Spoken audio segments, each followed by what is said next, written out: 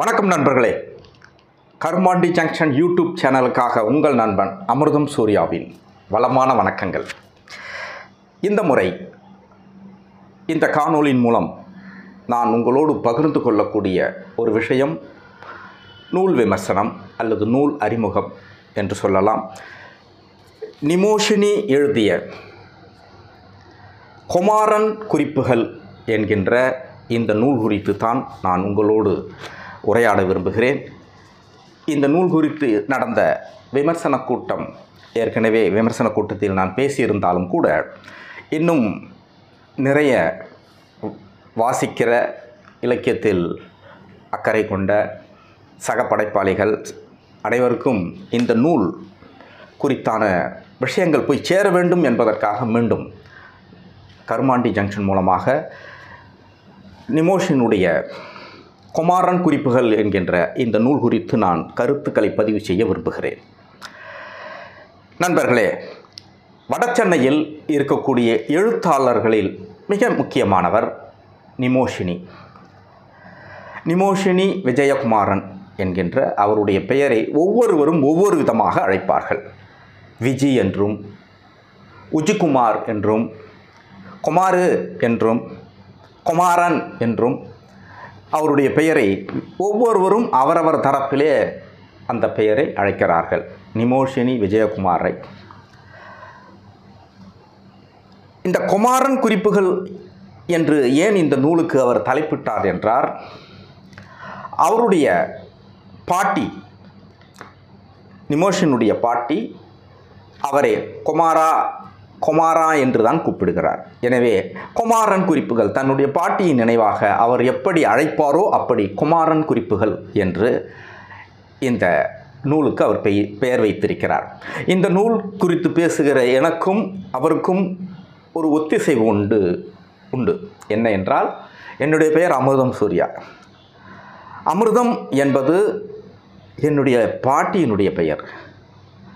ஆக பாட்டியினுடைய பெயரை முதன்மைப்படுத்தி அமிர்தம்மாள் என்பது என்னுடைய பாட்டி. அந்த அமிர்தம் என்கின்ற சொல்லாட்சியை வைத்து கொண்டு தான் அமிர்தம் சூர்யாவாக நான் இயங்கிக் கொண்டிருக்கிறேன். அமிர்தம் என்ற பேரில் சிற்றுதரை நடத்திக்கிட்டு இருந்தேன். அதனால் அந்த அமிர்தம் என்ற சிற்றுதரை நடத்தக்கூடிய சூர்யா அமிர்தம் சூர்யா.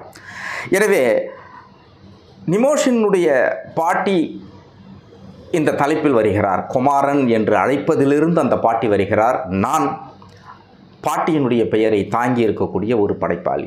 எனவே நாங்கள் இருவரும் பாட்டியை மையப்படுத்தி ஒன்றிணைகிறோம். இதுதான் ஒரு குஷியான அல்லது ஒரு ஒத்திசைவான சந்தோஷமான ஒரு விஷயம்.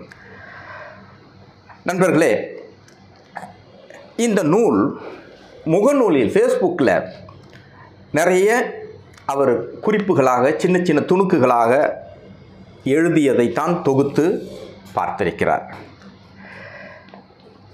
எனக்கு தெரிந்து இது இந்த கால இசத்தை கொஞ்சம் உள்வாங்கியிருந்தால், இந்த காலகட்டத்தினுடைய இசங்களை அல்லது இலக்கிய போக்குகளை நாம் உள்வாங்கியிருந்தால், இதை ஒரு போஸ்ட் மாடர்னிச நாவலாக அல்லது பின்னவீனத்துவ நாவலாக இதை நாம் முன்வைத்திருக்க முடியும். ஏனென்றால் இதில் அவ்வளவு சம்பவங்களும் அனுபவங்களும் வாழ்க்கை குறிப்புகளும் கவிதைகளும் ஜாதி மதம் அரசியல் எல்லாவற்றையுமான அவருடைய பார்வைகளை, அவருடைய சொந்த அனுபவங்களைத்தான் இதில் எழுதியிருக்கிறார். எனவே கிட்டத்தட்ட இது ஒரு நாவலுக்கான அந்தஸ்து, போஸ்ட் மாடர்னிச நாவலுக்கான அந்தஸ்து கொண்டது என்பது என்னுடைய அவதானிப்பு. அப்படி இது நாவல் என்று குறிப்பிட்டிருந்தால் யாரும் மறுதலித்திருக்க முடியாது. ஏனென்றால் இதற்கு முன்மாதிரியாக எழுத்தாளர் சாரு நிவேதா எழுதிய 0 டிகிரி இருப்பதால் அதனுக்கும் இதற்கும் நாம் ஒப்பீடு செய்ய முடியும். எனவே இது ஒரு நாவல் அந்தஸ்து என்றுதான் இன்னமும் நான் இதை உள்வாங்கி படிக்கிறேன். இது ஒரு கட்டுரை, சிறு சிறு துணுக்குகளின் தொகுப்பு, கட்டுரை தொகுப்பு என்று நான் பார்க்கவில்லை. இது ஒரு பின்னவீனத்துவ நாவல் என்று எனக்கு நானே சொல்லிக்கொண்டு தான் இந்த நூலை உங்கள் முன் அது குறித்தான கருத்துக்களை வைக்க விரும்புகிறேன். நண்பர்களே, இந்த நூலில் ஒரு 4-5 விதமான பகுதிகள் இருக்குது. ஜாதி மதம், அதை ஒட்டிய நினைவு குறிப்புகள், அவர் வாழ்க்கையில் எதிர்கொண்ட ஜாதி குறித்தான, மதம் குறித்தான அனுபவங்கள், சந்தோஷமான கசப்பான அனுபவங்கள் எல்லாவற்றையும் பற்றி பேசுகிற குறிப்புகள் அங்கங்கே. இன்னொன்று ஆஃபீஸ் தொழிற்சங்கம். இவர் தொழிற்சங்கத்தில் தலைவராக இருந்திருக்கிறாரு. எனவே ஆஃபீஸ் தொழிற்சங்கம் அதை ஒட்டிய ஞாபக குறிப்புகள். இவர் ஒரு இலக்கியவாதியாக இருப்பதால் இவர் வாசித்த புத்தகங்கள், இவர் சந்தித்த இலக்கியவாதிகள் குறித்தான செய்திகள், சினிமாவை குறித்தான ஒரு அபிப்பிராயம், இவர் பார்த்த படங்கள், அந்த படத்தில் நடித்தவர்களோடு அல்லது அந்த படத்தை இயக்கியவர்கள்லாம் சிலர் இவருக்கு நண்பர்களாக இருக்கிறார்கள், அவர்களுடனான உரையாடல், அது குறித்தான தகவல்கள் எல்லாம் இதில் இருக்கிறது. பிறகு குடும்பம், தனிமனித பிரச்சனை, இவற்றையெல்லாம் உணர்வுபூர்வமாக வெளிப்படையாக அவர் குறிப்பிட்டிருக்கிறார். ஆக 5 விதமான கட்டுமானங்களில் இந்த குமாரன் குறிப்புகள் இயங்குகிறது. ஒரு கதம்ப மாலை மாதிரி இந்த நூலை அவர் கட்டியிருக்கிறார். ஆங்காங்கே மறுகொழுந்து, கதம்பத்தில் எப்படி மறுகொழுந்து தாழை மடல்களை கட்டுவார்களோ அவ்விதமாக ஆங்காங்கே கவிதைகளை அவர் இணைத்திருக்கிறார். ஒரு பக்கத்துக்கு கீழேயும் ஒரு சம்பவத்தை சொல்லி அதுக்கு கீழே வந்து சம்மந்தமே இல்லாமல் ஒரு கவிதை புரட்டிக்கிட்டே வந்தீங்கன்னா கிட்டத்தட்ட அந்த தொகுப்பு முழுக்க 118 கவிதைகள் இடம்பெற்றிருக்கிறது. எல்லாமே எளிமையான, நேரடியாக சொல்லக்கூடிய ஒரு அனுபவ தத்துவ தெரிப்புகளாக இருக்கிறது. சிலர் இதை படிச்சுட்டு கேட்கலாம், இதை கவிதைன்னு ஒத்துக்க முடியுமா என்று விவாதிக்கலாம். இது எந்த மாதிரியான கவிதை பாணியில் இருக்கிறது என்று இப்பொழுதே நான் சொல்லிடுறேன் பாருங்கள். கவிக்கோ அப்துல் ரஹ்மான் எழுதியிருப்பார், முல்லையும் நேசிப்பவன் தான் உண்மையான தோட்டக்காரன். 2 வரி தாங்க இது. முல்லையும் நேசிப்பவன் தான் உண்மையான தோட்டக்காரன். இந்த 2 வரி கவிக்கோ கவிதை. நகுலனுடைய ஒரு கவிதை 2 வரி தான். இருப்பதற்காகத்தான் வருகிறோம், இல்லாமல் போகிறோம். இது ஒரு கவிதை 2 வரி. விக்ரமாதித்தன், எல்லோராலும் கொண்டாடப்படுகிற கவிஞர் விக்ரமாதித்தன். அவர் காடு அழிய அழிய சுடுகாடுகள் பெருகும். அவ்வளோதாங்க. காடு அழிய அழிய சுடுகாடுகள் பெருகும். எப்படி 2 வரிகளில் சின்ன சின்ன தெரிப்புகளாய் அனுபவங்களை, உண்மைகளை பேசுகிறதோ அப்படித்தான் நிமோஷினி குமாரன் குறிப்புகளில் கவிதைகள் எழுதியிருக்கிறார். இதே பேட்டர்னில் தான், இந்த மாதிரி வகைமைப்பாட்டில் தான் இது கவிதைகள் வருகிறது.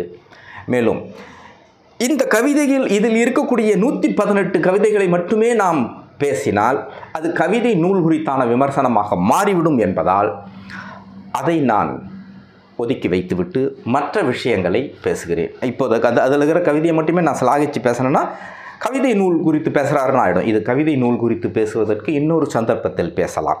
இந்த மற்ற விஷயங்கள் இதில் என்னென்ன இருக்கிறது என்பது தான். நண்பர்களே, இந்த குமாரன் குறிப்புகளில் எப்படி நிமோஷினி இந்த புத்தகத்தை கட்டமைத்திருக்கிறார். எப்பயுமே ஒரு கவிதை எழுதினாலும் சரி, ஒரு புத்தகம் எழுதினாலும் சரி, கட்டுமானம், ஒரு கட்டமைத்தல் அப்படி என்பது தெரிஞ்சு செய்கிறது, தெரியாமல் செய்கிறதெல்லாம் இல்லைங்க. இயல்பாகவே அவங்களுடைய மன கட்டமைப்பு எப்படி இருக்கிறதோ அப்படி அதில் பிரதிபலிக்கும்.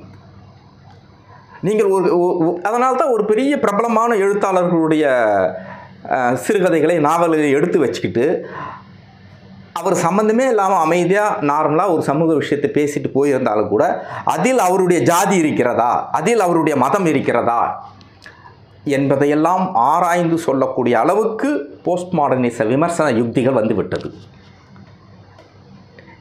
எனவே அந்த மனக்கட்டமைப்பு வெளிப்படும், எழுத்துக்களில் வெளிப்படும் என்பது தான். அவர்கள் என்னவாக இருக்கிறார்களோ அந்த மனக்கட்டமைப்பு புத்தகத்தில் எழுதுகிற எழுத்தில் வெளிப்படும் என்று சொல்கிறார்கள். அதனால தானுங்க புதுமைப்பித்தன் அந்த காலத்தில் அவர் ஜாதி உணர்வோடு எழுதியிருப்பாரா, அவருக்கு அந்த உணர்வு இருக்குமா தெரியாது. ஆனால் அவர் எழுதின சிறுகதைகளை எல்லாம் எடுத்து வச்சுக்கிட்டு, அவர் எழுதின மனைவிக்கு எழுதுகிற கடிதங்கள்லாம் எடுத்து வச்சுக்கிட்டு, பின்னால் வந்தவர்கள் புதுமைப்பித்தனின் படைப்புகளில் சைவ வேளாளர் குரல் அப்படின்னு எழுதுனாங்க. ஒரு பெரிய ஆய்வு பண்ணி அவருடைய புக்கில் எல்லாமே அவருடைய ஜாதி வெளியே வருது. சின்ன சின்ன சொல்லு கிடச்சா கூட அதை எடுத்து வச்சுக்கிட்டு இது அந்த சமூகத்துக்கான, அந்த ஜாதிக்கான சொல்லு. எனவே புதுமைப்பித்தன் எழுதியதெல்லாம் சைவ வேளாளர் குரல் எதிரொலிக்கிறது அப்படின்னு டிக்ளேர் பண்ணக்கூடிய அளவுக்கும், அதை புத்தகமாக போடக்கூடிய அளவுக்கும் இலக்கிய சூழல் விமர்சன சூழல் மாறிவிட்டது. நண்பர்களே, அந்த அடிப்படையில் தான் நான் இதை சொல்கிறேன். இந்த நூலை அவர் மனக்கட்டமைப்பு எப்படி இந்த நூலை அமைத்திருக்கிறது என்று பார்த்தால் அவருடைய எழுத்திலிருந்தே நாம் இதை பேசலாம். 147வது பக்கத்தில் நிமோஷினிக் ஒரு விஷயத்தை குறிப்பிடுகிறார். என்னன்னா, நிமோஷினிக்கு பால்யத்தில் ஒரு பழக்கம் இருக்குங்க.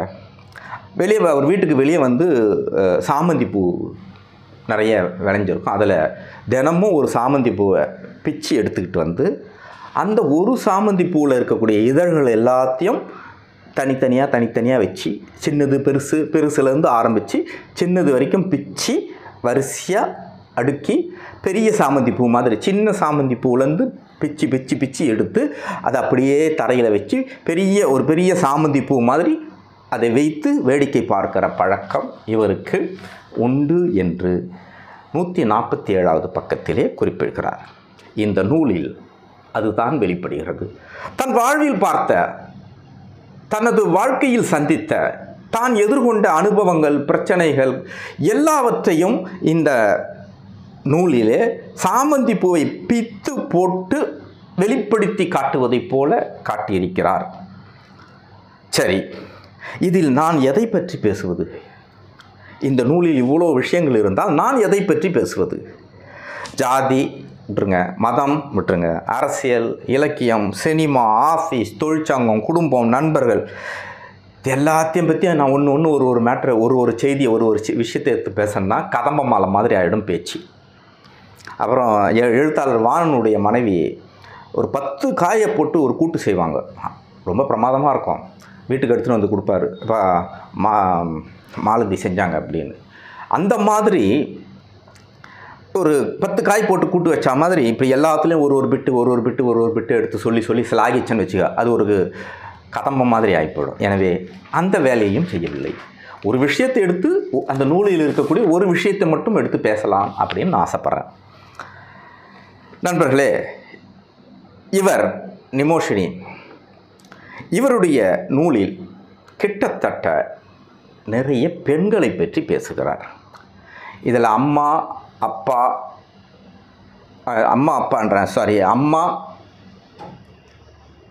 மனைவி இவங்க 2 பேரை விட்டுருவோம்.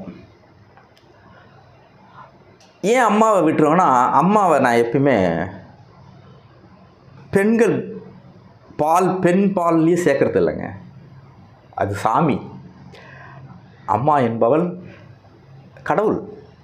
அது பெண் ஆண் அந்த பால் பேதத்திலே நான் வைக்கிறது இல்லை. அம்மானா சாமி தான், அது பெண் லிஸ்ட்லேயே வைக்காது, அது கடவுள். அது எனவே அம்மாவையும் மனைவியும் விட்டு நிமோஷினி இந்த புத்தகத்தில் பெண்களை பற்றி என்ன பேசியிருக்கிறார், அதை விட ரொம்ப முக்கியமான விஷயங்க. இப்போ நான் என்னுடைய முகநூலில் அமிர்தம் சூர்யான்ற முகநூலில் போனீங்கன்னா என்னுடைய தோழிகளோடு நான் நிற்கிற ஃபோட்டோஸ் நிறைய இருக்கும். நிறைய பேர் சொல்லுவாங்க, எப்போ பார்த்தாலும் ஒரு தோழிகள் தூழத்தான் இருப்பார் அப்படின்னு. நமக்கு இருக்கக்கூடிய, நாம் பழகக்கூடிய, நமக்கு கிடைக்கக்கூடிய நண்பர்கள், தோழிகள், அதனுடைய பழக்க வழக்கங்கள் கட்டுமானத்தில் தான் நம்மை பற்றிய ஒரு பிம்பம் உருவாகுது. அது தெரிந்தோ தெரியாமலோ நாம் உருவாக்குகிற பிம்பம் தான். ஐயோ அவருக்கு நிறைய பெண்கள் ஃப்ரெண்ட்ஸ்ப்பா, ஐயோ அவருக்கு நிறைய தோழிங்கப்பா, அவருடைய பேஜில் போய் பாரு நிறைய பெண்கள் தான்ப்பா, எல்லாம் பெரிய இடத்து பெண்கள்லாம் அவருக்கு தோழியாக இருப்பாங்கப்பா, எல்லா கட்சியிலையும் அவருக்கு என்ன வேணாலும் சொல்லலாம். ஆனால் உள்ளே போய் பார்த்த உடனே நம்மளுடைய ஃபேஸ்புக்கில் நம்மளுக்கான பிம்பம் அப்படியாகத்தான் இருக்குது. அதை மறுதளிக்க முடியாது. அது தெரிந்தோ தெரியாமலோ நாம் விரும்பிய உருவாக்குவது தான், தானாக வந்துடுறதில்ல. நம் மீதான எந்த ஒரு பேரும் யாரோ கொடுக்கறதில்ல. தீதும் நன்றும் பிறர் தரவாரா, நாம் உருவாக்குறது தானே. நம்ம என்னவா இருக்கிறோமோ அது வெளிப்படுது. ஆனால் நிமோஷினி முகநூலில், ஃபேஸ்புக்கில் எந்த பெண்ணுக்கும் போய் கமெண்ட்ஸ் போட்டு, ஆஹா பிரமாதம், சூப்பராக எழுதுகிறாய், வருக, உன்னுடைய கவிதை மிக அற்புதம், அப்படியெல்லாம் எதுவுமே பண்ண மாட்டார். அதிகமாக பெண்கள் பேஜுக்கே போக மாட்டார். பெண்கள் அவர் ரொம்ப காலமாக எழுதின்னு வர்றார். இன்று இந்த அம்மணியை சந்தித்தேன், இந்த பெண் எழுத்தாளரை சந்தித்து அவரோடு பேசி கொண்டிருந்த போதெல்லாம் போட மாட்டார். பெண்களுடைய ஃபோட்டோவே இருக்காது. அப்படியான ஒரு பிம்பம் அவருக்கு. அவர் ஜெனூனான பர்சன்ப்பா. சரி, ஆனால் இது முகநூலில் அவர் உருவாக்கி வைத்திருக்கும் பிம்பம். நான் எப்படி ஒரு பிம்பத்தை வைத்திருக்கிறேனோ அதே மாதிரி முகநூலில் அவர் ஒரு பிம்பத்தை வைத்திருக்கிறார். நல்லது. ஆனால் இந்த புத்தகத்தில் அந்த பிம்பம் அப்படியாக இருக்கிறதா என்றால் இல்லை நண்பர்களே. நான் எப்பயுமே ஒரு நூலை படித்தேன்னா அட்டை டு அட்டை படிக்கிறவன். அட்டை டு அட்டை படிப்பேன். நான் ஒவ்வொரு முறை படிச்சுக்கிட்டே வரும்போது குறிப்பு எடுத்துப்பேன். அதுக்கு பிறகு திரும்ப அதை ஒரு முறை அனலைஸ் பண்ணுவேன். நம்ம நோட் பண்ணி வச்சுக்கிறது கரெக்டானா என்னன்னு. எனவே ஒரு புத்தகத்தை 15 நாளுக்கு படிக்கிறதுக்கு எடுத்துக்கிட்ட பிறகு தான் நான் அது பேசுகிறதுக்கே வருவேன். அப்படி சொல்கிறேங்க. இந்த புத்தகத்தில் நிமோஷினியினுடைய குமாரன் குறிப்புகள் புத்தகத்தில் 39 பெண்களை பற்றி பேசியிருக்கிறார். அதுதான் நான் உங்ககிட்ட பேசுகிறதுக்கான ஒரு ஹைலைட்டான ஒரு முக்கியமான விஷயமாக நான் எடுத்துக்கிறது என்னென்னா, 39 பெண்கள் குறித்து இவர் பேசியிருக்கிறாரு. என்ன பேசியிருக்கார்? அந்த 39 பெண்கள் வைத்துக்கொண்டு நிமோஷினி வரைந்து காட்டக்கூடிய பெண் சித்திரம் என்னவாக இருக்கிறது, அதனுடைய கருதுகோள் என்ன என்பது தான். இப்பொழுது அதை பற்றி பேசுவதற்கு முன்பாக அவர் யார், எப்படிப்பட்டவர், பெண்கள் விஷயத்தில், பெண்களிடம் பழகுவதில் பெண்ணை அவர் என்னவாக பாவிக்கிறார் என்பதையெல்லாம் தெரிந்து கொண்டு தான் அவர் மீது நாம் இந்த கருத்தை பற்றி பேச முடியும். அப்படி என்றால் ஒரு இடத்தில் அவர் எழுதுகிறார், ஆணாக இருப்பதிலிருந்து நான் ராஜினாமா செய்ய விரும்புகிறேன் என்று எழுதுகிறார். ஒரு சில இடங்களில் நான் ஆணாக இருக்கிறது எனக்கு பிடிக்கலப்பா, இந்த ஆண் கேரக்டர்லேருந்து நான் ஆண்ன்ற போஸ்ட்டை ரிசைன் பண்ணிடணும்னு நினைக்கிறேன். அது ரொம்ப அழகான வரிங்க. ஆணாக இருப்பதிலிருந்து ராஜினாமா செய்ய விரும்புகிறேன். அப்படி ஆணாக இருப்பதிலிருந்து ராஜினாமா செய்ய விரும்புகிறேன் என்றால் ஆண் போயிட்டு இருந்துன்னா அந்த இடத்துல பெண் வந்துடுமா? அவர் ஆண் தானே, இருக்கிற ஆணும் போயிடுச்சுன்னா ஆணே இல்லாத ஒரு இடத்துல அந்த நான் என்னவாக இருக்கும்? அப்படியெல்லாம் கேட்டுக்கலாம். நான் பால் பேதம் பார்க்காம ஒருத்தர்கிட்ட பேசுகிறதுக்கான ஒரு மனத்தன்மை வேணுன்றதை தான் அவர் அப்படி சொல்கிறார். ஆணாக இருப்பதிலிருந்து ராஜினாமா செய்ய விரும்புகிறேன். நண்பர்களே, அப்படித்தான் அந்த 39 பெண்களையும் அவர் அணுகுகிறார். 223வது பக்கத்தில் ஒரு பெண்ணை பற்றி எழுதுகிறாருங்க. காயத்ரின்னு ஒரு பெண்ணு. அந்த பெண்ணை பற்றி எழுதுகிறப்போ கடைசியாக ஒரு வரி சொல்கிறாரு, காயத்ரி போன்ற பெண்களிடம்தான் நான் அதிகம் பெண்களை கற்றேன். அறிவை கற்றேன், ஞானத்தை கற்றேன், தத்துவம் கற்றேன்லாம் இல்லை. ஒரு பெண்ணை என்ன என்பதை காயத்ரி போன்ற பெண்களிடத்திலிருந்து தான் நான் பெண்களை கற்றேன் என்று எழுதுகிறார். எழுதிவிட்டு காயத்ரி ஒரு குரு என்று எழுதுகிறார். ஆக நிமோஷினி இவ்விதமாகத்தான் தான் சந்தித்த பெண்களை எல்லாம் அவதானிக்கிறார், குருவாக பார்க்கிறார். அப்படி குருவாக பார்க்கிறார். தான் ஒரு ஆண், அது ஒரு பெண் என்கின்ற தன்மையிலிருந்து ஒரு ஜீவனாக அதை பார்க்கிற போது அந்த பெண்களினுடைய வலியை உணர்ந்து உள்வாங்கும். சூரியனுடைய வெப்பத்தை இழுத்து குளிர்ச்சியான கதிராக தரும் நிலவை போல நிமோஷினி இதில் இருக்கிறார். அப்படியாக அவர் சந்தித்த சில பெண்களை பற்றி என்ன எழுதியிருக்கிறார் என்று நான் பார்த்தோம். சார், லாசாரா ஒரு கதையில் லாசாரா எழுதுவார்.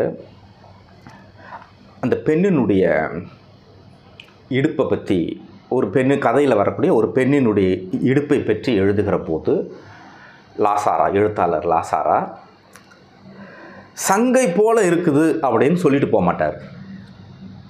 சங்கை போல் ஒல்லியாக இருக்குதுன்னு அவர் எழுதுவார். ஒரு இடத்துல பிரம்மாண்டமாய் விரிந்து, அதாவது பெண்ணினுடைய மார்பகம் பிரம்மாண்டமாய் விரிந்து சற்றென்று திடீரென்று குறைந்தது போல் இருக்கும் சங்கை போல அந்த இடுப்பு. சின்ன இடுப்பு அப்படின்னு சொல்கிறதுக்கு மார்பகம் பெரிய மார்பகத்தோடு இடுப்பு சிறியதாக இருக்கிறது என்பதை சொல்வதற்கு அவர் சங்கை உதாரணம் கொள்வார். பிரம்மாண்டமாக இருந்து சற்றென்று சுருங்கி விழும் சங்கை போல அவளுடைய இடுப்பு இருந்தது என்று லாசாரா எழுதுவார் ஒரு சிறுகதையில் இருந்து. நண்பர்களே, அதே போல ஒரு விஷயத்தை இங்கு நம்மளுடைய நிமோஷினியும் குறிப்பிடுகிறார். என்ன குறிப்பிடுகிறார் என்று பார்த்தால், ஒரு பெண் லில்லி அப்படின்ற ஒரு பெண் ரொம்ப அந்த தெருவே ஸ்லாகிக்கக்கூடிய, அந்த தெருவே அந்த பெண் மேலே காதலிக்கக்கூடிய அவ்வளோ அழகான ஒரு பெண்ணு. அப்புறம் எல்லோரும் சொல்லி விடுவாங்க. இப்போ என்னுடைய பாஷையில் சொல்கிறதான் சூப்பர் ஃபிகர் பார்த்து சொல்லி விட்றாங்கப்பா அப்படின்ற மாதிரி அவ்வளோ அழகான ஒரு பெண்ணு. தேவதை மாதிரி ரோடில் போகும்போதெல்லாம் தேவதை மாதிரியாக இருக்கக்கூடிய அந்த பெண் திடீர்னு ஒரு தாய் மாமனை கல்யாணம் பண்ணிக்கிட்டு அவன் குடிகாரனாகி அவன் திடீர்னு செத்து போயிட்டு அவருடைய வாழ்க்கையை நசிஞ்சு போய் வாழ்வதற்கு வேறு வழி இல்லாமல் ஆப்பக்கடை வைக்கிறான். இதுதான் இதை ஒரு பக்கத்தில் வர்ற விஷயத்தை நான் சுருக்கமாக சொல்கிறேன். ஆப்பக்கடை வைக்கிறார். இவர் அந்த பெண்ணினுடைய வளர்ச்சியெல்லாம் பார்த்துக்கிட்டே இருக்கிறார். அந்த பெண்ணினுடைய வாழ்க்கை, இப்போ இருக்கக்கூடிய சூழல் எல்லாத்தையும் பார்த்துக்கிட்டு வர்றாரு. ஆப்பக்கடை வச்ச அந்த காலகட்டத்துக்கு வந்துடுது அந்த கடைசி பேரா. இப்போ ஆப்பக்கடையை பற்றி அவர் சொல்லி முடிக்கணும். அந்த என்ன சொல்கிறாருன்னா, அவள் ஆப்பம் சொல்கிறாருல்ல, நம்ம லாசாரா சொன்னார் பார், அதே மாதிரி ஒரு ஓமையை சொல்கிறார். அந்த ஆப்பச்சட்டிலேருந்து எடுத்து வைக்கிறாங்க. அந்த ஆப்பம் எப்படி இருக்கும்? மெல்லிசா அப்படி நடுப்பகுதி உப்பி இருக்கும். இப்பொழுது நிமோஷினி எழுதுகிறார், உள்ளொடுங்கி போன தன் வாழ்வு. ஆப்பத்தினுடைய வெளிப்பகுதி எப்படி இருக்குதான்? உள்ளொடுங்கி போன வாழ்வு. சரி, இதை எப்படியாவது மீட்சி எடுத்து விட மாட்டோமா என்று உப்பியது போல அந்த ஆப்பம் இருந்தது. ஆப்பத்தினுடைய நடுப்பகுதி உப்பி இருக்கும். உள்ளொடுங்கி போச்சு வாழ்க்கை. இப்போ ஆப்போஸோட கடை ஏன் வச்சுக்கிறான்னா, இதிலிருந்து எப்படியாவது மீண்டு விட மாட்டோமா என்று மீட்சியை தெரிவிப்பது போல அது உப்பி இருக்கிறது அந்த ஆப்பம் என்று எழுதுகிறார். சொல்லிவிட்டு, இப்பொழுதெல்லாம் நான் ஆப்பத்தை சாப்பிடுவதே இல்லை. ஏனென்றால் லில்லியினுடைய நினைவு அவளுடைய வாழ்வும் அவளுடைய வலியும் ஆப்பத்தை தொடுகிற போதெல்லாம் அந்த வலியும் நினைவும் சங்கடப்படுத்துகிறது. எனவே நான் ஆப்பம் சாப்பிடுவதை நிறுத்திவிட்டேன் என்று எழுதுகிறார். இதுதான் ஒரு பெண்ணினுடைய வலியை, வாழ்வை அவர் எப்படி எழுதி செல்கிறார்னு. இவர் வேலை செய்கிற இடத்துல ஒருத்தர் இறந்துடுறார். குடிச்சு உடல்நலம் கெட்டு இறந்துடுறாரு. கணவருடைய வேலையை எனக்கு கொடுங்க, கணவருக்கு இறந்துட்டார், எனக்கு ஒரு வேலை கொடுங்கன்னு கேட்குறதுக்காக அவங்க மனைவி வராங்க. இவர் பார்க்குறாரு ஆஃபீஸில் இருந்து. அவர் எழுதுகிறாரு, அவர் மனைவியை பார்த்தேன். 18வது பக்கத்தில் அவருடைய மனைவியை பார்த்தேன். ஒரு தேர்ந்த குடிகாரனின் மனைவியாக எல்லா தழும்புகளும் அவளுக்கு இருந்தது. தேர்ந்த குடிகாரனின் மனைவி இருப்பதற்கான எல்லா தகுதியும் அவளிடம் இருந்தது. எல்லா தழும்புகளும் இருந்தது. அப்போ அந்த குடிகாரன் அவ்வளோ படாத பாடுபடுத்திக்கிறான். ஒரு குடிகாரனுக்கான எல்லா தழும்புகளையும் அந்த பெண்மணி பெற்றிருந்தாள் என்று அவர் எழுதுகிறார். 25வது பக்கத்திலே ஒரு பெண்ணை பற்றி அவர் சொல்கிற போது, அவள் ஆங்கிலத்தில் பேசுவாள், தமிழில்தான் சிரிப்பாள் என்று எழுதுகிறார். சொல்லிவிட்டு கீழே எழுதுகிறார், சிரிப்பை வேற்று மொழிக்கு மாற்ற முடியாது என்பதை அவள் முகத்தில் இருந்து கற்றேன். ஆஃபீஸில் அவள் நுனி நாக்கில் இங்கிலீஷில் பேசுவாள். அவள் சிரிக்கிறது மட்டும் தமிழ் மாதிரி இருக்குது. ஒருபோதும் ஆங்கிலத்தில் சிரிக்கவே முடியாது. சிரிப்பு என்றால் அது தமிழ்தான் என்று நிமோஷினி 25வது பக்கத்திலே சொல்லிவிட்டு போகிறார். நண்பர்களே, அவர் சந்தித்த இன்னொரு பெண்மணியை பற்றி பேசுகிற போது, அவங்க ரொம்ப ஏழை, ஆனால் நிமோஷினி அண்ணன் மேலே கொஞ்சம் பாசமாக இருப்பாங்க. விஜி, நான் எப்படியாவது உனக்கு ஒரு வேலை சோறாவது ஆக்கி போடணுன்னு நினைக்கிறேன், எங்கே இந்த பாழாப்போன வாழ்வு அப்படின்ட்டு சொல்லிட்டு போவாங்க.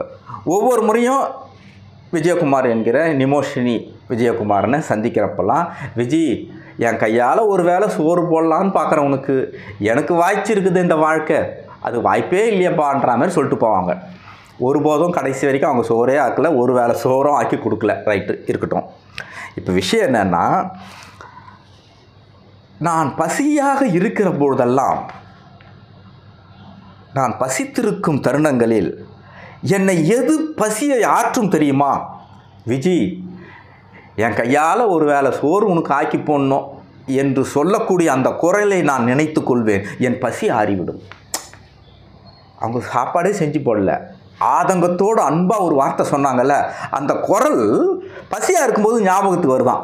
அப்படி வருகிற போது பசி அடங்கி போகுது.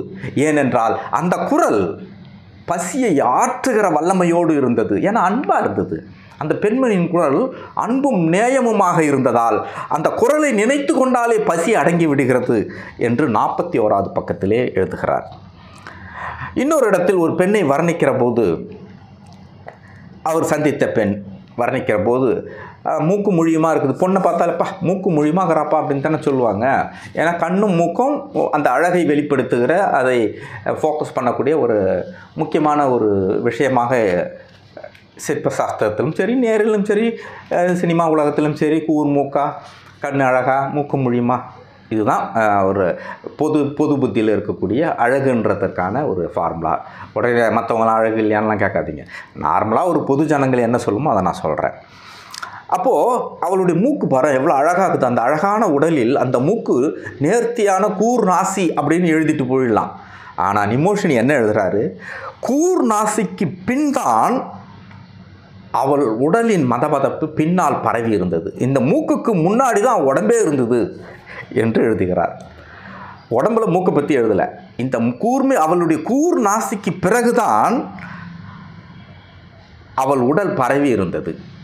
அப்படி அந்த மூக்கை அவளுடைய நாசியை முக்கியத்துவம் கொடுக்கறதுக்கு அவர் அவ்வாறாக எழுதுகிறார்.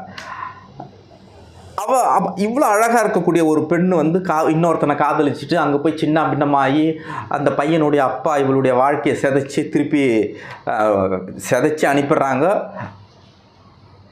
அந்த பெண்ணை பார்க்குறாரு,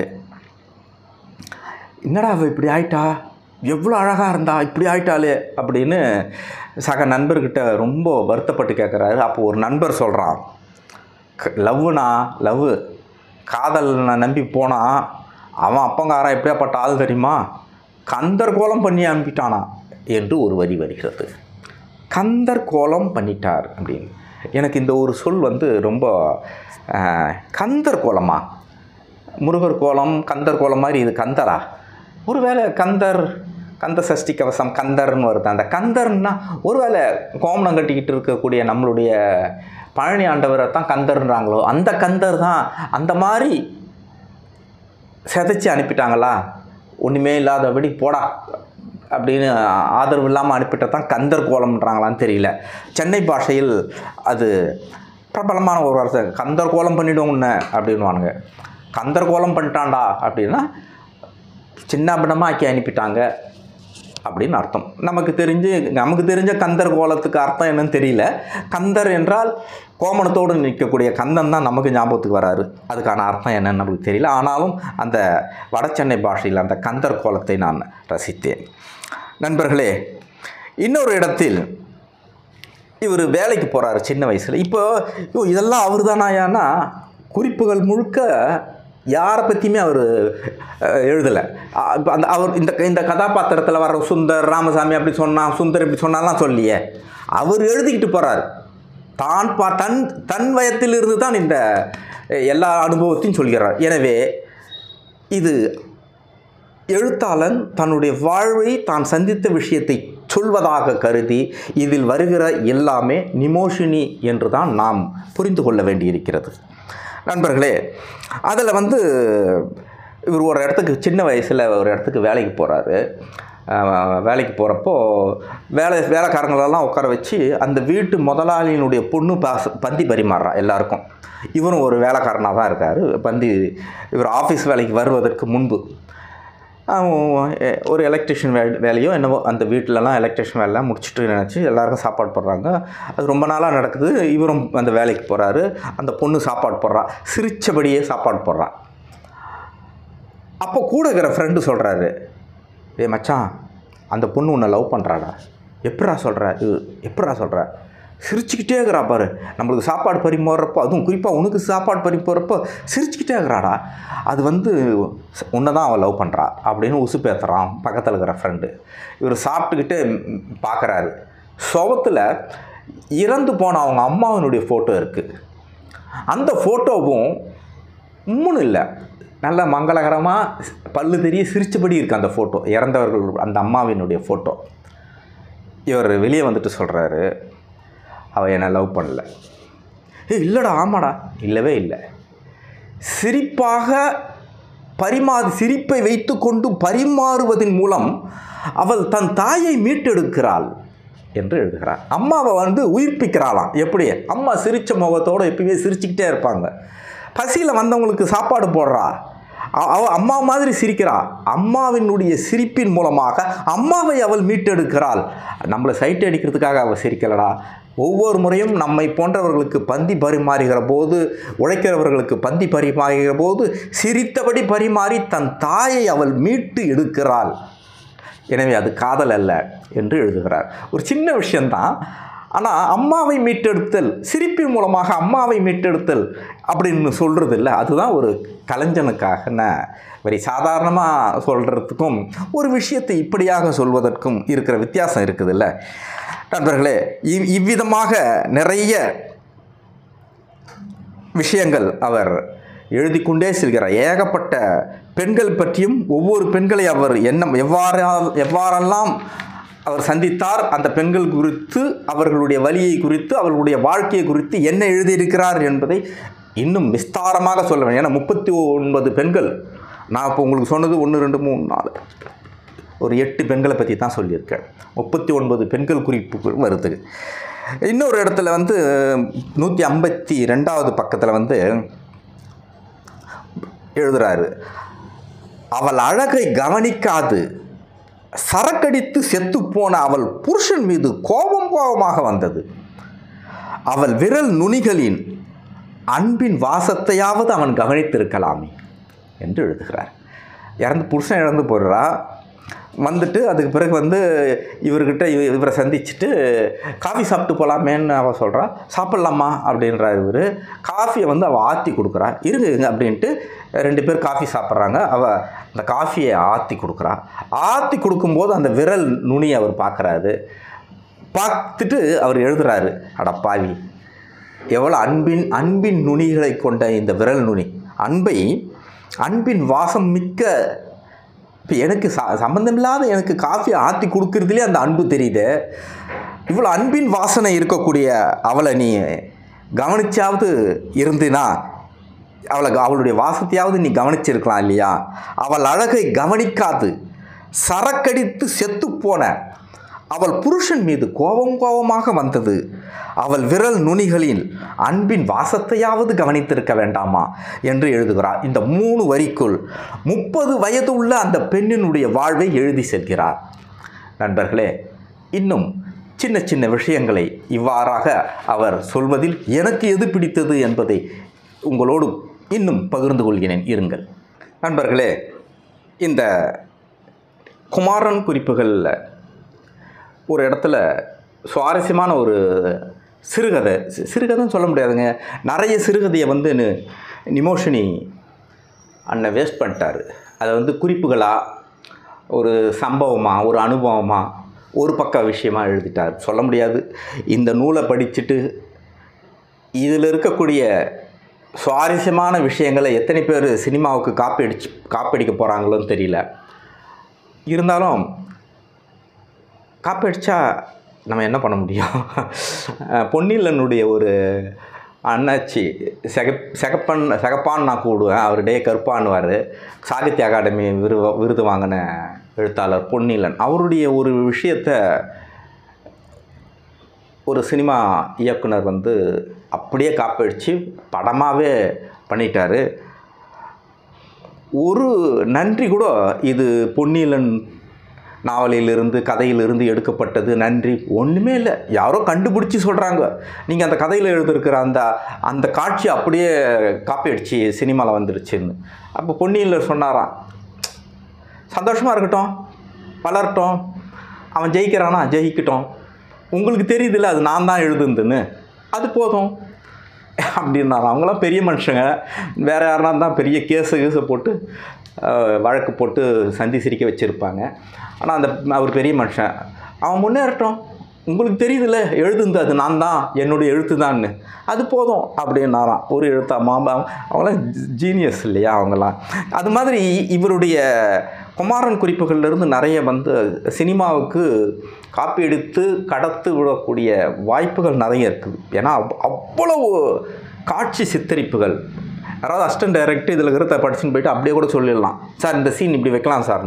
அவ்வளோ பெண்கள் குறித்தான காட்சி சித்தரிப்புகள் இந்த குமாரன் குறிப்புகளில் இருக்குது. ஒரு இடத்துல வருதுங்க, 179வது பக்கத்தில் ஒருத்தர் எப்போ பார்த்தாலும் நமச்சின்றவர், நமச்சிவாயம், அவரை நமச்சின்னு கூப்பிடுவாங்க, டைரி எழுதிக்கிட்டே இருப்பார். எல்லாத்தையும் டைரி எழுதுவார். நடந்தது போனது, வீட்டில் சண்டையாது அப்படியே, பொண்டாட்டிக்கிட்ட சண்டையாது அப்படியே, அவள் பண்ண தப்பு, பையன் பண்ண தப்பு, அவர் பண்ண தப்பு, உறவினர்கள் செஞ்சது சரியா சரியில்லை, எல்லாத்தையும் அவர் டைரியாகவே எழுதி வைப்பார். திடீர்னு ஒரு நாள் இறந்து போயிடுறாரு.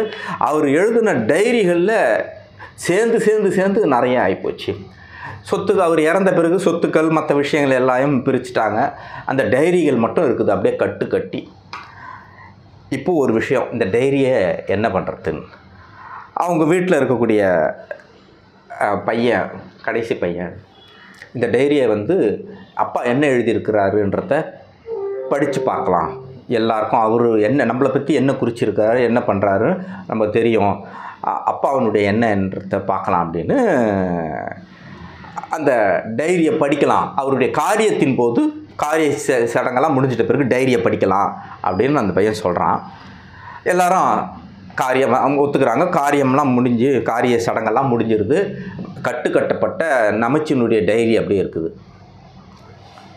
இருக்குங்களா. இப்போ என்னென்னா, இப்போ இந்த டைரியை பிரிக்கிறதுக்கு முன்னாடி திருப்பி அவன் சொல்கிறான், இவ்வளோ காலமாக அவர் நம்ம மேலே ஒரு நல்ல மதிப்பு வச்சுருந்தார், நம்ம நம்பிக்கிட்டு இருக்கோம், நாமளும் அவர் மேலே ஒரு நல்ல மதிப்பீடு வச்சுருக்கோம், அவர் நல்லபடியாக போய் சேர்ந்துட்டார் கடவுள்கிட்ட.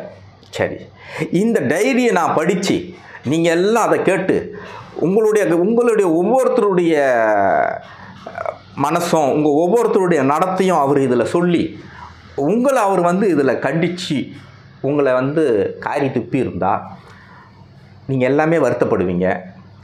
அல்லது அவர் மேலே நம்ம வச்சு இந்த மதிப்பை பற்றி, அந்த மனுஷன் எப்படி எழுதிக்கிறான் பற்றியா நம்மளை பற்றி அப்படின்னு நினைப்பீங்க. ஆனால் அவருடைய மனச்சாட்சியின்படி உண்மையாக அந்த டைரியில் எழுதியிருக்காரு.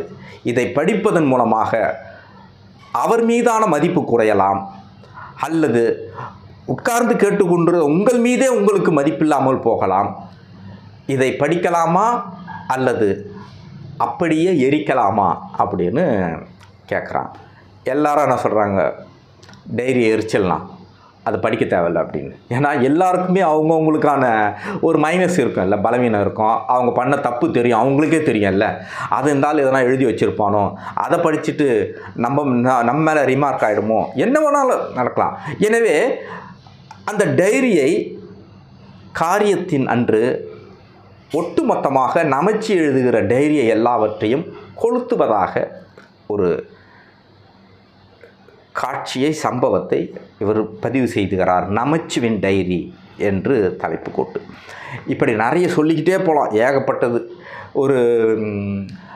ஒருத்தர் நீ எழுதியாப்பா, உன்னை பற்றி கேள்விப்பட்டேனே. ஆமாம்மா, ஃப்ரெண்டு சொல்கிறார், ஐயோ இவன் நல்லா எழுதுவாங்க, சுஜாதாவால் அறிமுகம். இன்னொரு செய்தியை குறிப்பிட்றேங்க. நிமோஷினி அவர்கள் எழுத்தாளர் சுஜாதாவால் இந்த உலகத்துக்கு அறிமுகப்படுத்தப்பட்டவர். சுஜாதா என்கின்ற ஒருவன் இருக்கிறான், இவன் சூப்பராக எழுதுவான், அவருடைய எழுத்தை பாருங்கள், அவருடைய கவிதையை பாருங்கள் அப்படின்னு சுஜாதா ஒரு புத்தகத்தில் எழுதிதான் நிமோஷினி பிரபலமாகிறார். அதற்கு பிறகுதான், சுஜாதா எழுதிய பிறகுதான் கமலஹாசன் அவரை வரவைத்து கமலஹாசன் நிமோஷினியை சந்திக்கிறார். இப்படி அந்த காலத்திலேயே நிமோஷினியை சுஜாதா, கமலஹாசன் போன்ற பலராலும் பாராட்டப்பட்ட ஒரு வடசென்னை ஆளுமை. அது முதல்ல சொல்ல நான் தவறிட்டேன், இப்போ உங்களுக்கு சொல்கிறேன். அப்போது அவர் சொல்கிறார், ஐயோ பெரிய எழுத்தாளருங்க, இவர் சுஜாதாலாம் பாராட்டியிருக்காரு, அவ்வளோ பெரிய ரைட்டரு, அப்படியா அப்படின்றாரு கேட்டவர். நான் கூட ஒரு 6 புக்கு எழுத போகிறேன், அதுக்கு முன்னுரை நீ தான் எழுதி கொடுக்கணும்னு. இவரும் சந்தோஷமா, ரொம்ப சந்தோஷங்க, எழுதிடுறேங்கன்னு. இதில் விஷயம் என்னென்னா, 6 நூலுக்கு முன்னுரை எழுதணும்னு கேட்குறாருல்ல, அவ்வளோதான்.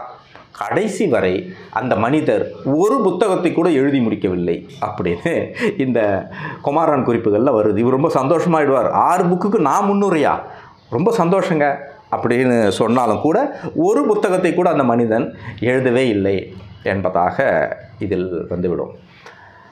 நண்பர்களே, இதை சொல்கிற போது ஒரு சம்பவம் ஞாபகத்துக்கு வருகிறது.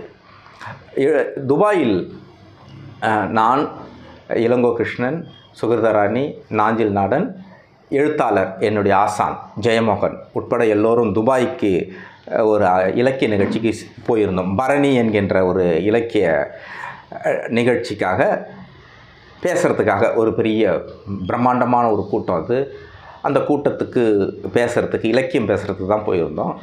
அப்போ பேசி முடிச்சுட்டு வெளியே வர்றப்போ ஏதோ இலக்கியம் குறித்தான ஒரு விஷயங்கள் வரும்போது ஜெயமோகன் சொன்னார், சூர்யா, நான் ஒரு நபரை சந்தித்தேன். நான் ஒருத்தரோடு பேசிக்கிட்டு இருக்கிறப்போ ஒருத்தர் வந்தார், நீங்கள் எழுத்தாளர் ஜெயமோகன் தானே அப்படின்னாராம் அவர். ஆமாங்க, நான் எழுத்தாளர் ஜெயமோகன் தான். நானும் எழுத்தாளர் தான். அப்படிங்களா, ரொம்ப சந்தோஷம் அப்படின்னு ஜெயமோகன் வந்து அவருக்கு கை கொடுக்குறாரு. உங்கள் பேர்? என் பேர் ருஷ்யசிங்கர். ஓ, ருஷ்யசிங்கரா, சரி சரி சரி. அப்புறம் ஜெயமோகன் சொல்கிறாரு, ஐயோ ருஷ்யசிங்கர், எழுத்தாளர் ருஷ்யசிங்கர்னு சொல்கிறாரு, இவருடைய புக்கை நம்ம ஒன்று கூட படிக்கலையே, அதனால் அவருடைய புக்கு என்ன எழுதியிருக்காரு அதை எப்படியாவது படிச்சிடலான்ற அபிப்பிராயத்தில், சார் நீங்கள் என்னென்ன புக்கு எழுதியிருக்கீங்க, அது எங்கே கிடைக்கும், நான் உங்கள் புத்தகத்தை படிக்கலையே அப்படின்றாரு ஜெயமோகன். அதுக்கு அவர் சொல்கிறாரு, நீங்கள் படிச்சிருக்க வாய்ப்பு இல்லையே அப்படின்றார். ஏன் அப்படின்றார் இவர். ஏன்னா இது வரைக்கும் நான் புக்கே எழுதலையே. அப்போ எழுத்தாளர் ருஷ்யசிங்கர்னு சொன்னீங்களே, பேர் வச்சுக்கிட்டேன் ருஷ்யசிங்கர், எழுத்தாளர் ருஷ்யசிங்கர்னு, அவ்வளோதான். எழுதணுன்ற எண்ணமும் இல்லை, எழுத வேண்டிய அவசியமும் இல்லை, நான் எழுத்தாளர் ருஷ்யசிங்கர் பேர் வச்சுக்கிட்டேன் அவ்வளோதான் என்று சொல்லிவிட்டு ஆச்சரியப்படுத்தி விட்டார். இப்படி நீங்கள் தான் பேர் வச்சுப்பீங்களாடா, சொந்த பேரை விட்டுட்டு எழுத்தாளரானவனு ஒரு புனைப்பேரை வச்சுப்பீங்களா, நானும் வச்சுக்கிறேன் என்று அவர் எழுத்தாளர் ருஷ்யசிங்கர் என்று பெயர் வைத்து கொண்டிருந்தார். அவர் காலமாகிவிட்டார். ஏதும் எழுதாமலேயே காலமாகிவிட்டார். ஆனால் அவர் எழுத்தாளர் ருஷ்யசிங்கராகவே காலமானார் அப்படின்னு துபாயில் இருக்கும்போது ஜெயமோகன் இந்த அனுபவத்தை சொன்னார். அது வந்து இங்கே ஞாபகத்துக்கு வந்தது. 6 புக்குக்கு நீ தான் 300 எழுதுறேன்னு நிமோஷினி அண்ணங்கிட்ட சொன்னதும், கடைசி வரை ஒரு புக்கு கூட எழுதலை பாவேன் அப்படின்றதும் இதில் 246வது பக்கத்தில் பதிவாயிருக்கு. நண்பர்களே, எப்பயுமே ஒரு நூலை நாம் படித்தோம்னா, படித்து முடித்த பிறகு புதுசாக எனக்கு இதில் என்ன கிடைச்சிருக்கு, நான் ஏதாவது கற்றுக்கிறதுக்கு, நான் ஏதாவது யோசிக்கிறதுக்கு, அல்லது என் வாழ்வு குறித்தான ஒரு அவதானிப்பு, என் வாழ்க்கையில் ஒரு சின்ன சலனத்தை இது ஏதாவது உருவாக்கி இருக்குதா, ஒரு சின்ன ஜன்னல் கதவை திறக்கிற மாதிரி ஏதாவது ஒரு புத்தகம் உருவாக்கி இருக்குதா அப்படின்னு படித்து முடித்த பிறகு யோசித்து பார்ப்பேன். அதற்கு பதில் கிடைத்தால் அது மிக சிறந்த புத்தகம். இதுதான் என்னுடைய வாசிப்பு அனுபவம். அப்படி என்றால் நிமோஷினுடைய குமாரன் குறிப்புகள் என்ற புத்தகம் என்ன வாசிப்பு அனுபவத்தை அல்லது வாழ்க்கையின் அவதானிப்பை அல்லது ஒரு பெரிய திறப்பை நிகழ்த்தியது என்று என்னை கேட்டால் 3 சூத்திரங்களை இந்த நூல் எனக்கு சொல்லிக் கொடுத்தது. 3 சூத்திரங்கள் என்னென்ன? 1, நண்பர்களே, அதை 104வது பக்கத்தில் வருது, அதை அப்படியே நான் படிக்கிறேன். இதை வந்து பல தோழிகளுக்கு நான் வந்து அனுப்புனேன், இதை ஃபோட்டோ பிடிச்சி அனுப்புகிறேன். என்னென்னா, ஒருத்திக்கு நிறைய சிக்கல், நிறைய பிரச்சனை இருக்குது. அந்த பிரச்சனையும் சிக்கலும் இருக்கும்போது அந்த பெண் என்ன பண்ணுவாலாம், டிக்கெட் எடுத்துக்கிட்டு ட்ரெயினில் ஏறிடுவாள். மின்சார ட்ரெயினில் ஏறிட்டு ஜன்னல் ஓர இருக்கையில் உட்காந்துக்கிட்டு அது வேகமாக ஜோனு போகுது பாருங்கள் ட்ரெயினை. அப்படி போகும்போது தன்னுள் இருக்கக்கூடிய சங்கடங்கள், பிரச்சனைகள், சோகங்கள் எல்லாவற்றையும் தூக்கி வெளியே வீசிடுவாளாம். ட்ரெயினில் ஏறி உட்காந்துக்கிட்டு வேகமாக போகிற போது அந்த வேகத்தில் என் பிரச்சனைகளை எல்லாவற்றையும் தூக்கி வெளியே வீசி விடுவேன், ஹபாடான்னு இருப்பேன். இது ஒரு யுக்தி, இது ஒரு சின்ன யுக்தி. இப்படியாகத்தான் நான் அந்த ட்ரெயின் ட்ராவலை நடத்துவேன். ஆனாலும் இந்த ட்ரெயினில் போகிறப்போ ஒருபோதும் பெண்களுக்காக இருக்கக்கூடிய லேடிஸ் கம்பார்ட்மெண்ட்டில் ஏறவே மாட்டேன். பெண்கள் எப்போதும் சிக்கலானவர்கள், ஒரு பெண்ணுக்கு எதிரி பெண்கள் தான். எனவே அந்த பெண்கள் கம்பார்ட்மெண்ட்டில் ஏற மாட்டேன். பொது கம்பார்ட்மெண்ட்டில், ஆண்கள் கம்பார்ட்மெண்ட்டில் தான் ஏறுவேன். ஆண்கள் நிறைய விஷயங்களுக்கு நமக்கு உறுதுணையாக இருப்பவர்கள். அவர்களிடமிருந்து கற்றுக்கொள்ள, அவர்களிடமிருந்து நாம் பெற்றுக்கொள்ள, பாதுகாப்பாக உணர எனக்கு சரியானதாக இருக்கிறது இந்த ஜென்ரல் கம்பார்ட்மெண்ட், ஆண்கள் இருக்கக்கூடிய கம்பார்ட்மெண்ட் தான். எனவே நான் அங்கே தான் போவேன், பெண்கள் கம்பார்ட்மெண்ட்டில் ஏற மாட்டேன் என்று ஒரு குறிப்பு, ஒரு பெண் சொல்வதாக குறிப்பு வருகிறது. இதில் என்னென்னா சூத்திரம், இது ரொம்ப சிம்பிள் தானே. ஒரு டிக்கெட்டை எடுத்துக்கிட்டு ட்ரெயினில் வந்து ஏறிட்டு ஜன்னலோர இருக்கையில் உட்காந்துக்கிட்டு வேகமாக போகும்போது ஒவ்வொரு விஷயத்தை நினச்சி தூக்கி அப்படி வெளியே வீசுகிற மாதிரி ஒரு கற்பனை பண்ணிக்கிறது இருக்குதுல்ல. ட்ரெயினில் போகிறப்போ என்னுடைய பிரச்சனைகளை ஒன்று ஒன்றா எடுத்து தூக்கி வீசுகிற மாதிரி ஒரு கற்பனை பண்ணிக்கிறது இருக்குல்ல. ஓ என்று போகிற ட்ரெயினில் என் சிக்கல்களை பிரச்சனைகளை தூக்கி வீசுவேன். திரும்பவும் இன்னொரு டிக்கெட் எடுத்து அதே ட்ரெயினில் வீட்டுக்கு வரும்போது எந்த பிரச்சனையும் இருக்காது என்று ஒரு பெண் சொல்வதாக இதில் வருகிறது. சார், வெளிநாட்டில் ஒரு ட்ரீட்மெண்ட் இருக்குங்க. பணம் கட்டிட்டு ஒரு ரூமுக்குள்ளே போவாங்க. அவங்களுக்கு முன்கூட்டியே சொல்லிடுவாங்க, உங்களுக்கு யார் பிரச்சனைக்குரிய நபர், யாரால் உங்களுக்கு சிக்கல் வருதுன்னு சொல்லிட்டோம்னா அந்த ஆளுடைய ஃபோட்டோ, அந்த ஆளை பற்றியான விஷயங்கள்லாம் அந்த ரூமில் ஏற்பாடு பண்ணிவிடுவாங்க. அவருடைய ஃபோட்டோ இருக்கும். இப்போ எனக்கு ஒருத்தருக்கு பிரச்சனை, ஒருத்தர் உருவாக்கி எனக்கு ரொம்ப டார்ச்சர் பண்ணுறான்னு சொல்லிட்டுன்னு வச்சுக்கோ, அந்த அந்த அந்த ரூமுக்கு போயிட்டு பணம் கட்டி அந்த ரூமுக்கு நம்ம போனால் நாம் யாரை வந்து பிரச்சனைக்குரியவனா பார்க்குறோமோ அவனுடைய ஃபோட்டோ இருக்கும். கண்ணாடி டம்ளர்லாம் இருக்கும், கண்ணாடி பொருள், பீங்கான் பொருள் எல்லாருக்கும் அந்த ஆள் நம்மளுக்கு பிரச்சனைக்குரியவனுடைய ஃபோட்டோ இருக்கும். அவனுடைய அவனை நினைவுபடுத்துகிற மாதிரி பொருள்களாக இருக்கும். பணத்தை கட்டிட்டு ரூமுக்குள்ளே வந்துட்டால் ரூமை சாத்திட்டு இஷ்டத்துக்கு கத்தி கண்ணாடி டம்ளர், கண்ணாடி பீங்கான்லாம் தூக்கி அது மேலே அடித்து, அந்த ஆள் மேலே அடித்து, அந்த ஆளுடைய ஃபோட்டோவை கிழிச்சு என்னென்ன பண்ண முடியுமோ கத்துறது, கோவப்படுறது, அடிக்கிறது, அந்த ஃபோட்டோவை பார்த்துட்டு எல்லாத்தையும் பண்ணிவிட்டு, அப்பாடா இப்போ தான் எனக்கு ஆத்திரம் தீர்ந்தது, மகனரை எவ்வளோ டார்ச்சர் பண்ணுறாடா நீ என்ன என்று வெளியே வந்து பணத்தை கட்டிட்டு தான், அதெல்லாம் உடைக்கிறதுக்கான அமௌண்ட்டு தான் அங்கே கட்டிட்டு நீ உள்ளே வரீங்க.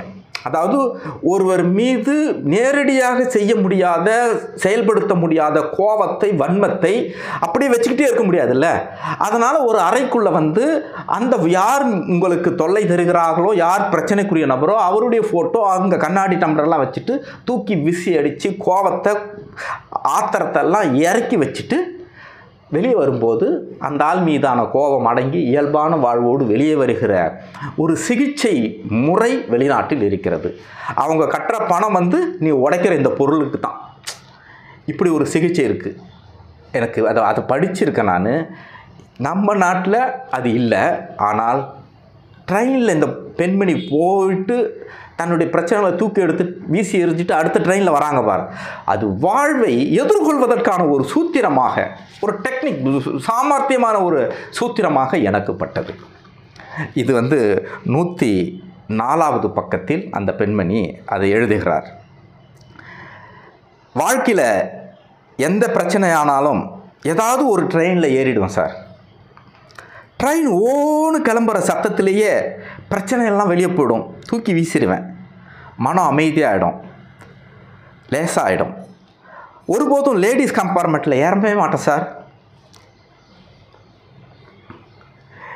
எதுக்கு சார் ஒதுங்கி போகணும்? பொது பெட்டியில், பொது சமூகத்தில் எனக்கும் ஒரு இடம் வேணும். ஆண்களை பார்த்து பயப்படுற பழக்கம் கிடையாது சார். அவங்கள ஆண்களாகவே பார்க்கறது இல்லை சார். நான் அவங்களும் மனுஷங்கள் தானே நினச்சிப்பேன். என்னால் ஈஸியாக எல்லா பிரச்சனைகளும் கையாள முடியும். பெண்கள் தான் சார் பிரச்சனை, அவங்கள கையாளுறது தான் சார் கஷ்டம் என்று ஒரு பெண் ஆணை உயர்த்தி பெண்களை எல்லாம் உங்களால் தாண்டி, அதுக்கு ஆண்களே பரவாயில்லடி என்று சொல்வது போன்ற ஒரு வாக்கியத்தை, ஒரு ஸ்டேட்மெண்ட்டை, ஒரு வாக்குமூலத்தை 104வது பக்கத்திலே அந்த பெண்மணி சொல்வதாக அவர் எழுதியிருக்கிறார். அவருடைய ஆஃபீஸில் நடந்ததாக சொல்லக்கூடிய அரசு இருக்கையில் என்கின்ற ஒரு பகுதியில் இது வருது. இது எனக்கு வந்து வாழ்க்கையில் ஒரு புது அவதானிப்பாக இருந்தது. அப்புறம் 108வது பக்கத்தில் ஒரு விஷயம் வரும். தினமும் ஒரு நண்பர்களை சந்திக்கிறது, டீ கடையில் இலக்கிய நண்பர்கள்லாம் வருவாங்க. அவங்கள டீ குடிச்சிட்டு ஒரு 2-3 டீ குடிச்சிட்டு பேசிட்டு போவாங்க. ஆனால் போகும்போது கலாட்டாவாக தான் போகும். ஏதாவது ஒரு பிரச்சனை வரும். ஒரு 4-5 எழுத்தாளர்கள் ஒன்றா சேர்றப்போ வாக்குவாதங்கள், பிரச்சனைகள் வரும். ஒரு சண்டை சச்சரவாக தான் திரும்பி போவாங்க. அப்படி சண்டை சச்சரவு நடக்கும்போது இவர் வரும்போது கொத்த கையில் அள்ளிக்கிட்டு வருவார் சாக்லேட்டை. ஆளுக்கு ஒரு சாக்லேட்டை கொடுப்பார், சாப்பிட்டு போங்க அப்படின்னு. ஒவ்வொருத்தரும் அந்த கோவத்தோடு அந்த சாக்லேட்டை வாயில் போட்டுக்கிட்டு சரி வரேன், நாளைக்கு வரேன் அப்படின்ட்டு கிளம்பி போவாங்க அந்த கூடுன எழுத்தாளர்கள் எல்லாம். இவர் சொல்கிறாரு, பரபரப்பாக வாக்குவாதம் செய்து மன வெறுப்போடு செல்லும்போது நான் ஒவ்வொருவருக்கும் நான் வாங்கி வந்த அந்த சாக்லேட்டை கொடுக்கறதில்ல, அவர்கள் சாந்தமாகி விடுகிறார்கள் என்று நான் நம்புகிறேன் அப்படின்றார். ஒரு பொண்ணு கேட்குறா, அந்த கடை வச்சுருக்கிறவ கேட்குறா, சார் தினம் சாக்லேட் வாங்குறீங்களா சார், உங்களுக்கு சுகர் இருக்கா, சுகர் வந்துட போகுது சார் அப்படின்னு. அவர் சொல்கிறாரு, இல்லைம்மா இதெல்லாம் இன்னொருத்தருங்களுக்கு கொடுக்கறதுக்கு தான் நான் வாங்குகிறேன், எனக்கு இல்லைன்னு.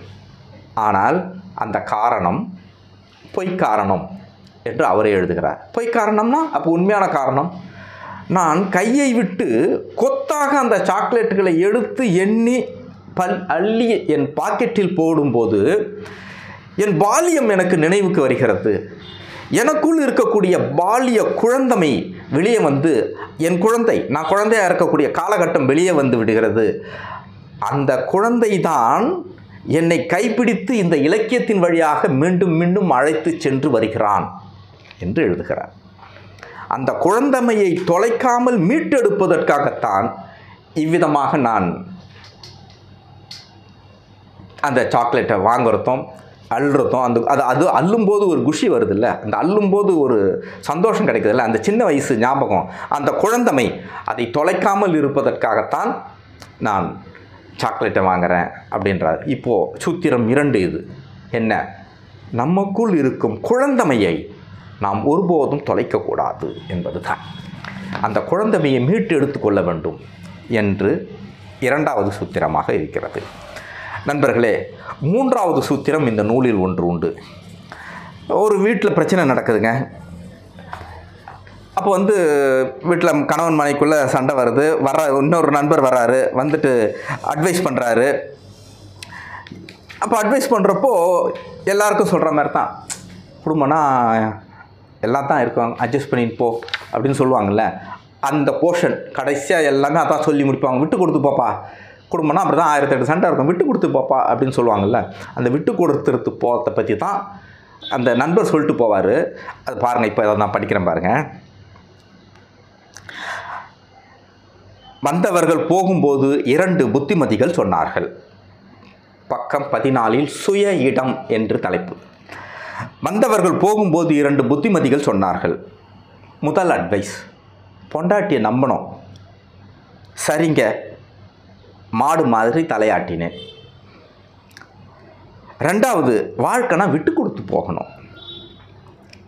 இதுதான் எனக்கு புரியவே இல்லை. நிமோஷன் எழுதுறாரு, பொண்டாட்டியை நம்பினடா, சரி மாடு மாதிரி தலையாட்டுறாரு, அட்வைஸ் பண்ணுறாங்க, விட்டு கொடுத்து போனடான் போது இப்போ இவர் கேள்வி கேட்குறார். இதுதான் எனக்கு புரியவே இல்லை.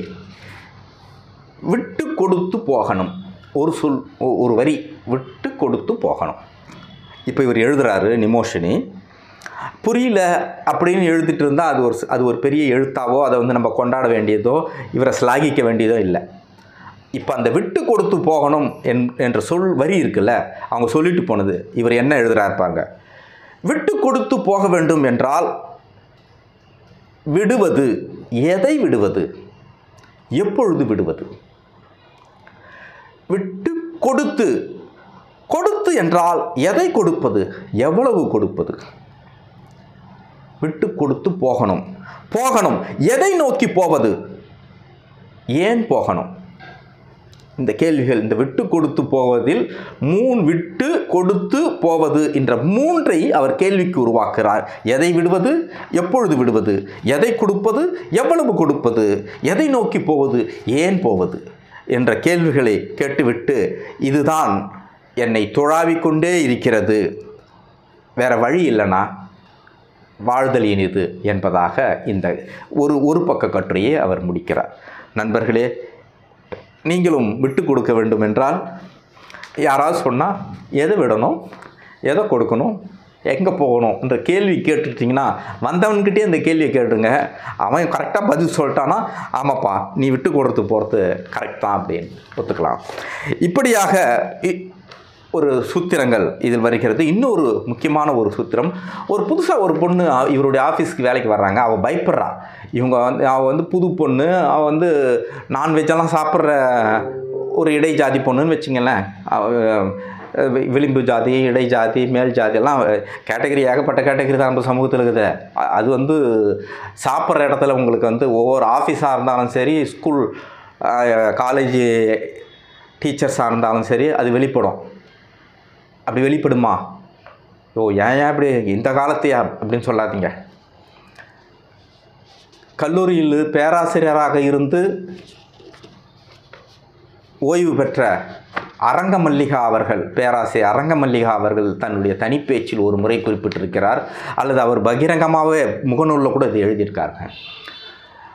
கல்லூரி பேராசிரியர்கள் மத்தியிலேயே பெண் பேராசிரியைகள் மத்தியிலேயே இவர் எப்படி ஒதுக்கப்பட்டார், அந்த டைனிங் டேபிளில், அந்த சாப்பிட்ற இடத்துல, உணவு இடத்துல எப்படி அவரை ஒதுக்கினார்கள். யார்? படித்து வேலைக்கு போய் கல்லூரி பேராசிரியராக பிள்ளைங்களுக்கு, மாணவிகளுக்கு போதிக்கக்கூடிய பெண்கள் கல்லூரியில் இருக்கக்கூடிய கல்லூரி பேராசிரியர்களே அரங்கமல்லிகாவை எப்படி ஒதுக்கினார்கள், புறக்கணித்தார்கள். எப்போ? டைனிங் டேபிளில் உணவு சாப்பிடக்கூடிய அந்த மேசையில் நடந்த ஜாதி, அந்த மேசையில் நடந்த அரூப வன்மம், இதை பற்றியெல்லாம் சென்னையில் தான் அவருடைய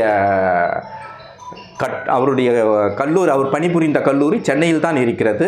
அந்த கல்லூரியில் தான் இதை பற்றி இந்த விஷயங்கள் நடந்தது என்று அவர் குறிப்பிட்டு இருக்கிறார். எனவே இதெல்லாம் இருக்குதாப்பான்னு கேட்காதீங்க, இருக்குதுங்க. வேலை செய்கிற இடத்துல, அது பெரிய ஆஃபீஸாக இருந்தாலும் சரி, காலேஜாக இருந்தாலும் சரி, சாப்பிட்ற இடத்துல டைனிங் டேபிளில் ஜாதி லேசாக மெல்ல வெளியே வரும். சில இடங்களில் இல்லை, ஆனால் வெளியே வரக்கூடும். சரி, எதுக்கு இப்போ சொல்ல வர்றோம்? அந்த புதுசாக வேலைக்கு வந்த ஒரு பொண்ணு வந்து பயப்படுறா, நம்ம என்ன சாப்பிட போகிறோம், நம்மளை கொஞ்சம் ஒதுக்கிடுவாங்களான்னு. அவள் எப்போ பார்த்தாலும் தயிர் சாதமே எடுத்துன்னு வரான். வம்பு பிடிச்ச வேலை எதுக்கு அப்படின்னு. அப்பவும் அவங்க யாரும் சேர்த்துக்கல அவள் தனியாக உட்காந்து தயிர் சாதம் தனியாக உட்காந்து சாப்பிட்றான். அந்த சாப்பாட்டினுடைய பந்தியில் அவளை சேர்த்துக்கல. இப்போது இவர் பார்க்குறாரு, நிமோஷினி பார்க்குறாரு, கூப்பிட்றாரு, உனக்கு என்ன விருப்பமோ அதை சாப்பிடுமா. மற்றவங்களுக்காக நீ வாழ ஆரம்பிச்சின்னா கடைசி வரைக்கும் உன் வாழ்க்கை நீ வாழவே முடியாது. நீ ஒரு ஸ்டாஃபு, உனக்கு என்ன பிடிக்குதோ நீ சாப்பிடு என்று ஊக்கப்படுத்தி தைரியம் கொடுக்குறார். இவர் கரெக்டாக சொல்கிறாரு அப்படின்னு அந்த பெண்ணுக்கு தோணும். அதுக்கு பிறகு அவள் தயிர் சாப்பிட்டு விட்டுட்டு அவளுக்கு பிடிச்ச சாப்பாடு என்னவோ அதை செஞ்சு எடுத்துருவான். ஒரு நாள் மீன் குழம்பு, ஒரு நாள் கருவாட்டு குழம்பு, அவளுக்கு என்ன உணவு பிடிக்குமோ அந்த உணவை செய்து எடுத்துக்கொண்டு, தனியாக தானே சாப்பிட சொல்கிறீங்கன்னா நான் தனியாகவே சாப்பிட்டுக்கிறேன், எதுக்கு நான் உன் தயிர் சாதத்தை நான் சாப்பிட்ணும், எனக்கு மீன் குழம்பு பிடிக்கும், கறி குழம்பு பிடிக்கும், கருவாட்டு குழம்பு பிடிக்கும், நான் சாப்பிட்றேன், வேணும்னா நீங்கள் ஒதுங்கி போங்க, நான் சாப்பிட்றேன். நான் தயிர் சாப்பிட்டுக்கிட்டு இருக்கும்போது நீங்கள் ஒதுக்கி தான் வச்சுருந்தீங்க, இப்போ நான் மீன் சாப்பிட்றேன், கறி குழம்பு சாப்பிட்றேன், ஒதுங்குறதானா நீ ஒதுங்கு அப்படின்னு தனியாக அவள் சாப்பிட்றா. கெத்தா திமிரா அவள் சாப்பிட்றா. அவள் சாப்பிட்டு முடிச்சுட்டு அண்ணங்கிட்ட, நிமோஷினி அண்ணங்கிட்ட வந்து சொல்கிறா,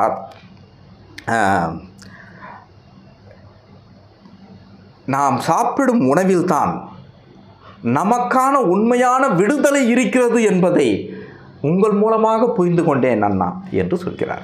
சாப்பாட்டில் தான் நம்மளுடைய விடுதலை, உணவின் விடுதலை தான் முதல் விடுதலையாக இருக்க வேண்டும். நான் விருப்பப்பட்டதை சாப்பிடுவேன், அதில் நீ அரசியலை புகுத்தாத, அதில் நீ கலாச்சாரத்தை கொண்டு வராத, என் உணவு என் உரிமை அப்படின்றதுல அந்த உணவிலிருந்து தான் ஒரு அசலான விடுதலை தொடங்குகிறது. மற்ற விடுதலைலாம் இருக்கட்டும், முதல்ல உணவின் விடுதலை, நீ விருப்பமான உணவை நீ உண்ணுவதற்கு இருக்கக்கூடிய சுதந்திரம் தான் உணவின் விடுதலை, உணவுக்கான விடுதலையிலிருந்து தொடங்குகிறது என்று அந்த பெண் சொல்வதாக, நீ விரும்பி உண்ணும் உணவிலிருந்து தான் உனக்கான விடுதலை தொடங்குகிறது என்பதை 244 அந்த பெண் சொல்வதாக இவர் எழுதி செல்கிறார்.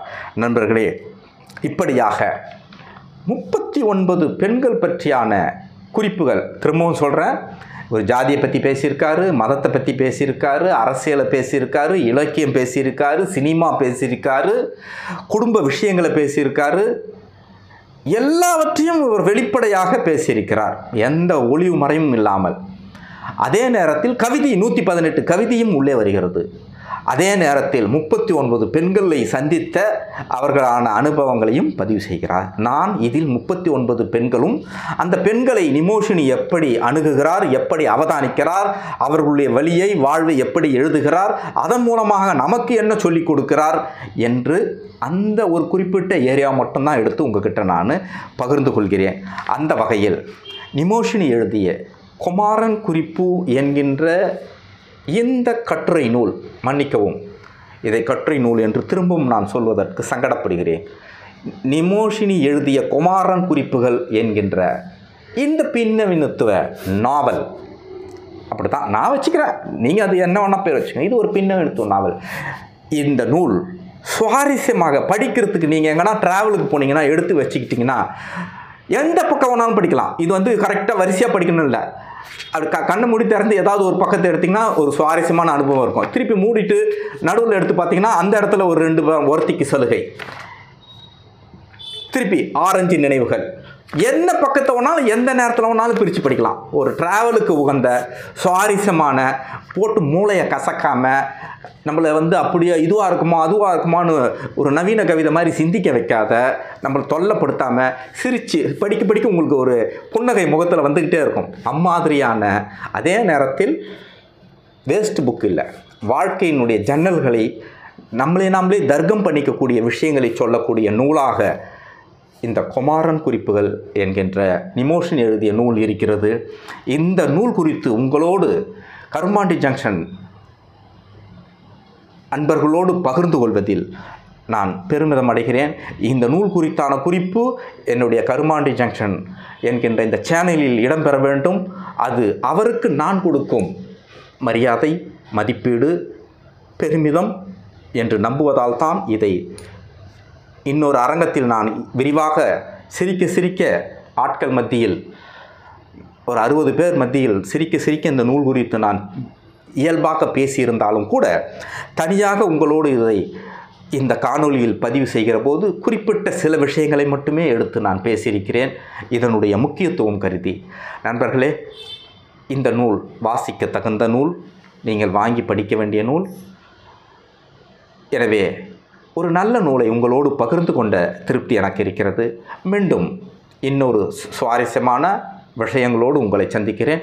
இப்போது தற்காலிகமாக உங்களிடமிருந்து விடைபெறுகிறேன். உங்கள் நண்பன் அமிர்தம் சூர்யா. இந்த வீடியோ உங்களுக்கு பிடிச்சிருந்தா லைக் பண்ணுங்க, கமெண்ட் பண்ணுங்க, ஷேர் பண்ணுங்க, சப்ஸ்கிரைப் பண்ணுங்க.